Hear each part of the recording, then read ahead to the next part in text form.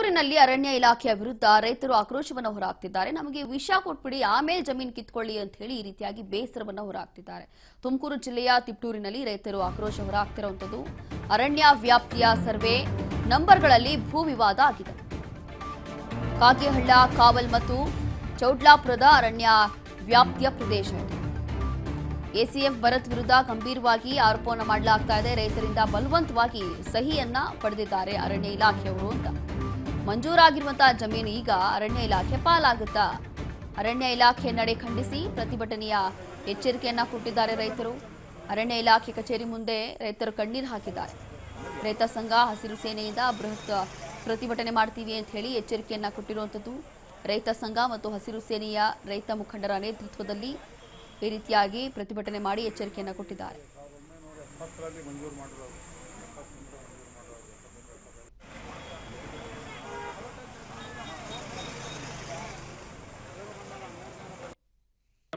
ರಲ್ಲಿ ಮಂಜೂರಾಗಿರೋದು, committee ಮೆಂಬರ್ಗಳೆಲ್ಲ sign ಆಗಿರೋದು.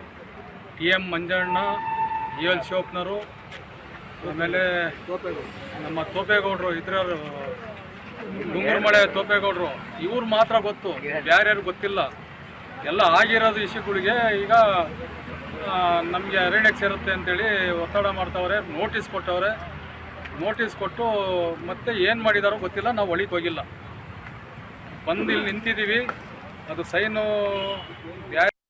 ರೈತರು ಮುಂಜೂರು ಜಮೀನು ಏನು ಉಳುಮೆ ಮಾಡ್ಕೊಂಬತ್ತಿದ್ರು ಅವರಿಗೆ ಅರಣ್ಯ ಇಲಾಖೆ, ತಿಪ್ಟೂರು ಅರಣ್ಯ ಇಲಾಖೆಯವರು ನೋಟಿಸ್ ಕೊಟ್ಟು ಅವರು ನೋಟಿಸ್ಗೆ ಹಾಜರಾದಾಗ ಅವ್ರನ್ನ ಏನು ಅವರು ಗಮನ ಕಾಗೇಹಳ್ಳ ಕಾವಲು ಸರ್ವೆ ನಂಬರ್ 1ರಲ್ಲಿ 1970-71ರಿಂದ ನಮಗೆ ಮಂಜೂರಾಗಿ ನಾವು ಅಲ್ಲಿ ಮನೆ ಕಟ್ಕೊಂಡು ವಾಸ ಇದ್ದೀವಿ.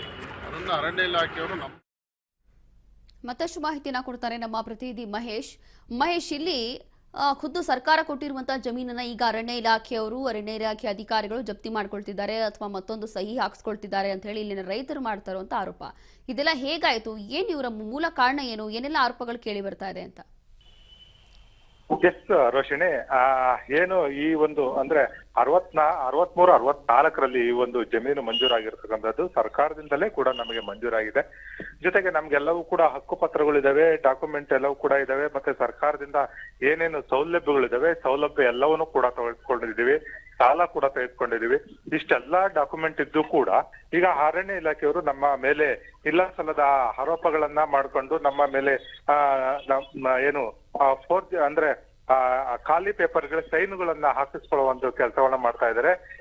ಈ ಒಂದು ಏನು ಜಮೀನು ಅಂದ್ರೆ ತಾತ ಮುತ್ತಾತ ಕಾಲದಿಂದಲೂ ಕೂಡ ಬಂದಿದೆ. ನಾವು ಜೊತೆಗೆ ಅಲ್ಲೇ ಮನೆ ಕಟ್ಟಿಕೊಂಡು ವಾಸ ಕೂಡ ಮಾಡ್ತಾ ಇದೀವಿ. ಆದ್ರೂ ಕೂಡ ಒತ್ತುವರಿ ಮಾಡಿದಾರೆ ಎಂಬ ಒಂದು ಕುಂಟು ನೆಪವನ್ನ ಇಟ್ಕೊಂಡು ನಮ್ಗೆ ಸೈನ್ಗಳನ್ನ ಹಾಕ್ತಾ ಇದ್ದಾರೆ, ಬೆದರಿಕೆಗಳನ್ನ ಹಾಕ್ತಾ ಇದ್ದಾರೆ. ಈ ಒಂದು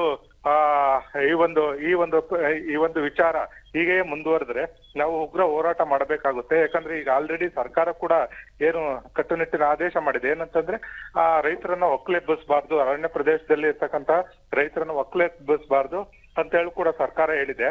ಆದ್ರೂ ಕೂಡ ಸರ್ಕಾರದ ಡಾಕ್ಯುಮೆಂಟು ಜೊತೆಗೆ ಸರ್ಕಾರದ ಆದೇಶ ಕೂಡ ಇದ್ರೂ ಕೂಡ ನಮ್ಗಳಿಗೆ ಏನಂದ್ರೆ 100 ಜನ ರೈತರು ಈ ಒಂದು ಭಾಗದಲ್ಲಿದ್ದಾರೆ. ಅವರೆಲ್ಲರೂ ಕೂಡ ಈ ರೀತಿ ತೊಂದರೆ ಕೊಡ್ತಾ ಇರೋದು ಸರಿಯಲ್ಲ ಅಂತ ಹೇಳಿ ಸಾರ್ವಜನಿಕರ ಆಗ್ರಹ. ಥ್ಯಾಂಕ್ ಯು ಮಹೇಶ್, ನಿಮ್ಮೆಲ್ಲ ಮಾಹಿತಿಗಾಗಿ.